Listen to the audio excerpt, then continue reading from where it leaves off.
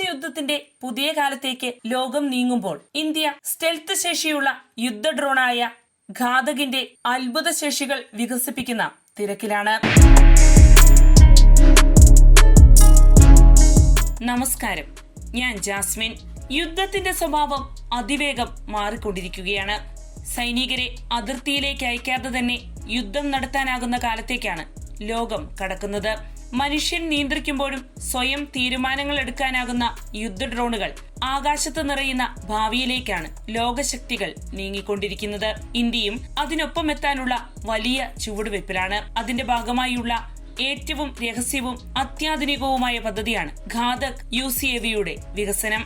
ശത്രു രാജ്യങ്ങളുടെ റഡാറുകൾക്ക് എളുപ്പത്തിൽ കണ്ടെത്താനാകാത്ത, സ്വയം പറന്ന് ലക്ഷ്യസ്ഥാനത്ത് ആക്രമണം നടത്താൻ ശേഷിയുള്ള സ്റ്റെൽത്ത് യുദ്ധ ഡ്രോണാണ് ഘാതക്. ഇന്ത്യയുടെ പ്രതിരോധ ഗവേഷണ സംഘടനയായ DRDOയുടെ കീഴിലുള്ള എയ്റോനോട്ടിക്കൽ ഡെവലപ്മെന്റ് ഏജൻസിയും എയ്റോനോട്ടിക്കൽ ഡെവലപ്മെന്റ് എസ്റ്റാബ്ലിഷ്മെന്റും ചേർന്നാണ് ഈ പദ്ധതി വികസിപ്പിക്കുന്നത്.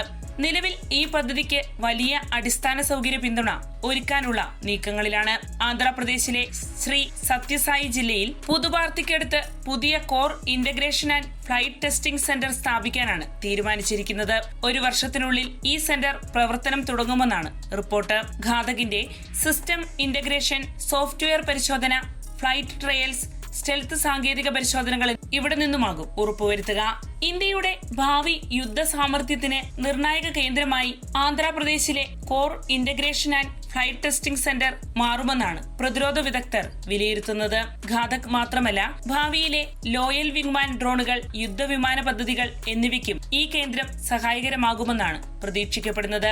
ഘാതക് എന്ന പേരിന് തന്നെ അപകടകാരി അല്ലെങ്കിൽ മാരകശേഷിയുള്ളത് എന്ന അർത്ഥമാണുള്ളത്. ആദ്യം ഓട്ടോണമസ് അൺമാൻഡ് റിസർച്ച് എയർക്രാഫ്റ്റ് അഥവാ ഔറ എന്ന പേരിലായിരുന്നു ഈ പദ്ധതി അറിയപ്പെട്ടിരുന്നത്. പിന്നീടാണ് ആ പദ്ധതിക്ക് ഘാതക് എന്ന പേര് നൽകിയത്. സാധാരണ യുദ്ധവിമാനങ്ങളെ പോലെ വാൽഘടനകളില്ലാത്ത ഫ്ലൈയിംഗ് വിംഗ് രൂപകൽപ്പനയാണ് ഘാതകിന്റെ ഏറ്റവും വലിയ പ്രത്യേകത. മുഴുവൻ ബോഡിയും ഒരൊറ്റ ചിറകുപോലെ കാണപ്പെടും. ഇതിലൂടെ ശത്രു റഡാറുകളിൽ പതിയുന്ന പ്രതിഫലനം കുറയ്ക്കാനാകും. അതിനാൽ ശത്രുവിന് ഈ യുദ്ധ ഡ്രോണിന്റെ സാന്നിധ്യം തിരിച്ചറിയുക എന്നത് ഏറെ പ്രയാസകരമാണ്. അമേരിക്കയുടെ B2 സ്പിരിറ്റ് സ്റ്റെൽത്ത് ബോംബറിനോടും ചൈനയുടെ പുതിയ സ്റ്റെൽത്ത് ഡ്രോണുകളോടും സാമ്യമുള്ള രൂപകൽപ്പനയാണ് ഘാതകിന്റേതെന്നാണ് വിദഗ്ധർ ചൂണ്ടിക്കാണിക്കുന്നത്. 13 മുതൽ 15 ടൺ വരെ ഭാരമുള്ള വിഭാഗത്തിലാണ് ഘാതകിനെ ഉൾപ്പെടുത്തിയിരിക്കുന്നത്. വലിപ്പത്തിൽ തേജസ് യുദ്ധവിമാനത്തിന് സമാനമായിരിക്കുമെങ്കിലും മനുഷ്യ പൈലറ്റ് ഇല്ലാതെ പ്രവർത്തിക്കാനാകുമെന്നതാണ് ഇതിനെ വ്യത്യസ്തമാക്കുന്നത്.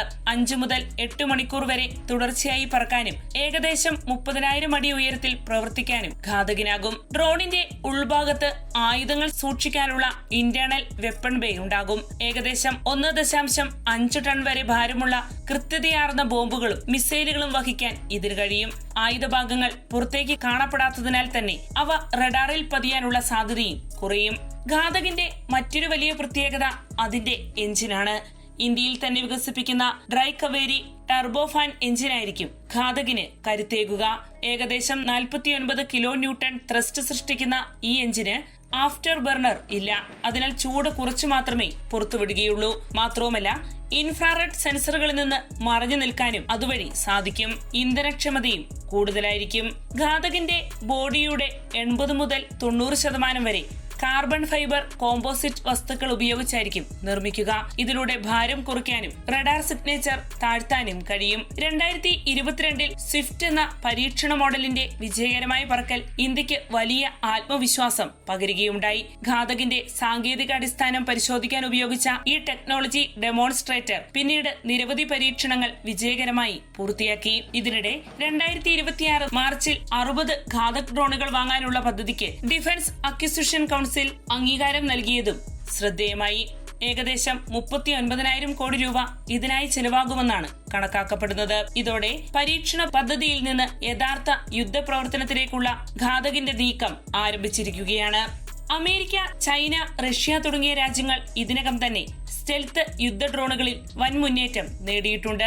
മനുഷ്യജീവൻ അപകടത്തിലാക്കാതെ ശത്രു രാജ്യങ്ങളുടെ ഉള്ളറകളിലേക്ക് കയറി ആക്രമണം നടത്താൻ കഴിയുന്നതാണ് ഇത്തരം ഡ്രോണുകളുടെ ഏറ്റവും വലിയ പ്രത്യേകത. അതിനാൽ തന്നെ ഭാവി യുദ്ധങ്ങളുടെ നിർണായക ആയുധമായി യുദ്ധ ഡ്രോണുകൾ മാറുമെന്നാണ് വിലയിരുത്തപ്പെടുന്നത്.